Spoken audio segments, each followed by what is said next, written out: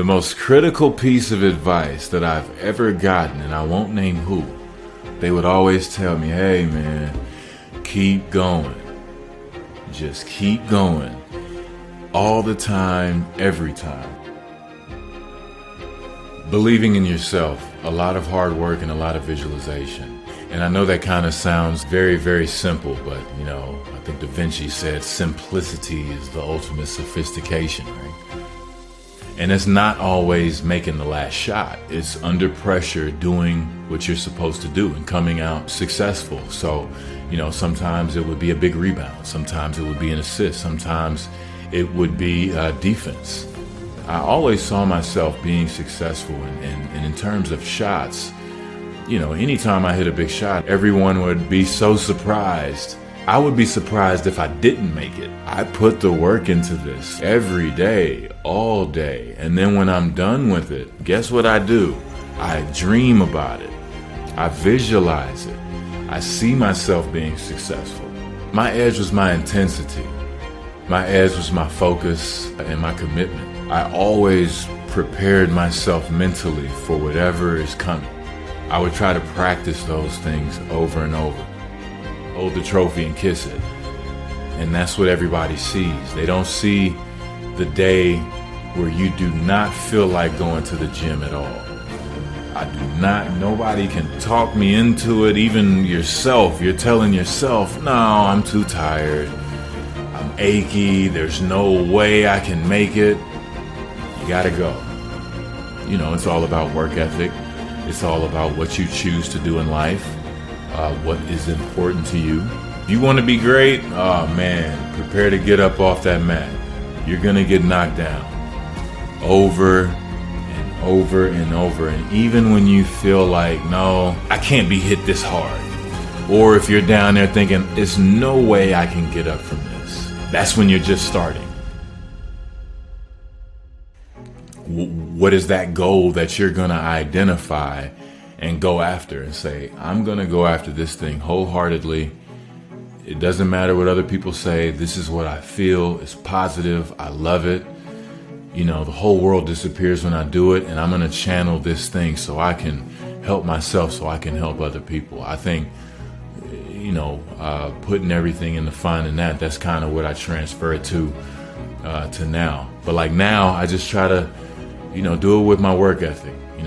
Be responsible. Think about those things that I'm putting my time into and what I want to accomplish while I'm doing these things. I think that's where I'm at now. But the passion, the purpose, that never goes anywhere. For me, I knew that I was going to play basketball professionally, or at least I had a very, very good shot when I was 17 years old. That's when I knew all the way. Now, before that, that's all I ever did. It's funny. It's a funny question. You say, when did you do basketball, or when did you know basketball was going to be it? I always knew it. I always worked towards it. The NBA was my goal from the jump, every day, all day. But I just didn't do it with words. I went and I went to go seek the information. If I heard Michael Jordan got 1,000 shots up, well, if he's doing it, I want to be like that one day. I need to get 1,000 shots up. I looked for any morsel of information that would help me in my journey. And so, I wanted to make sure that I worked as hard as they did. If I heard about how hard they worked, I wanted to do that same thing, because it just made sense to me. If the pros are doing this, then this is what I am aspiring to do. I might not even be able to get up 1,000 shots because I have to go, or I have to go home, or I'm too tired. But you eventually work up your stamina. You have those goals that you want to reach. And this is just on the practice level. This isn't even playing games. This isn't doing anything attached to glory yet. We're just talking about love and dedication of being in the gym. Keep going. And then after that, you keep going. And then after that, you keep going. Because it's about what we do. It's about how we handle the situation. It's not about what happens to us, because things are going to happen. How are you going to separate yourself from everybody else. And I always thought, anytime it got really incredibly hard, I would think about all the people quitting right now and how they're going to feel in a few years, hopefully if we're alive, that they're just going to say, man, what if I hadn't have given up? What if I would have kept going? Don't say what if. Please, please, please, please, please. Don't have the what ifs down the road. You keep going now, and I'm telling you, you'll be in a better place than you would be if you quit. The aspirations, the dreams of what it takes, the commitment to hard work, but more importantly, how many lumps you've got to take. That's when your survival skills have to kick in, and hopefully you've trained enough in your mental preparation and really believe enough in yourself to get up. Because, everybody, I think we always said, the easiest thing to do is hold that trophy. That's the easiest thing to do in this process. And that's only going to be for a very short amount of time.